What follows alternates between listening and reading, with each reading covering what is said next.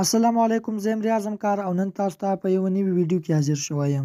په دې ویډیو کې به زه تاسو ته دروښیم چې موږ څنګه کولی شو چې له خپل فیسبوک ایډرس څخه پرایمري ایمیل ډیلیټ کړو. پرایمري ایمیل څه ته وایي او څنګه یې له خپل فیسبوک ایډرس څخه ډیلیټ کړو، دا راسره په همدې ویډیو کې وګورئ. نو زه د ویډیو په طرف تاسو ګورئ همکار سکلز یوټیوب چینل، زه یم ریاض همکار. راځئ چې شروع کړو.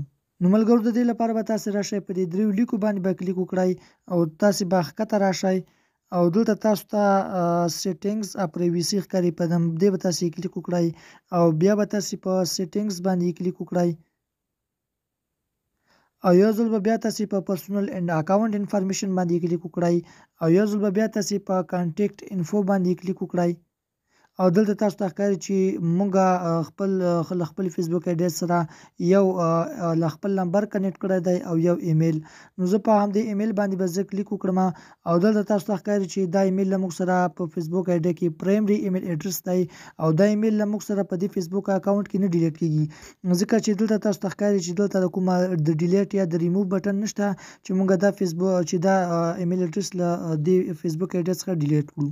نو اوس به دا ایمیل ایډرس په څنګه موږ له خپل فیسبوک ایډرس څخه ډیلیټ کوو. نو تاسو به ملګرو واپس راشئ او لومړی به تاسو له دې فیسبوک ایډرس سره یو بل د خپل خوښې ایمیل ایډرس کنیکټ کړئ. دا څنګه تاسو له خپل فیسبوک ایډرس سره خپل ایمیل کنیکټ کولی شئ، د هغې ویډیو لینک به زه تاسو ته د همدې ویډیو په ډسکرپشن کې درکړم. تاسو هغه ویډیو وګورئ او تاسو بل ایمیل له خپل فیسبوک ایډرس سره کنیکټ کړئ. نو دغه دی ملګرو، دا ایمیل تاسو ته ښکاري چې دا ایمیل اوس موږ نوی اضافه کړ. زه په همدې ایمیل باندې کلیک کوم. نو ګورئ دا کنفرمډ دی، خو دا تاسو ته ښکاري چې دا له موږ سره ډیلیټ کیږي، ریموو بټن یې موږ ته راکړې ده. خو راځو دغې ایمیل ته، ځکه چې دا له موږ سره پرایمري ایمیل دی، نو دا به اوس موږ څنګه ډیلیټ کوو. نو د دې لپاره به تاسو بیک راشئ او تاسو به هغه ایمیل ته راشئ چې تاسو نوی ورته جمع کړی دی.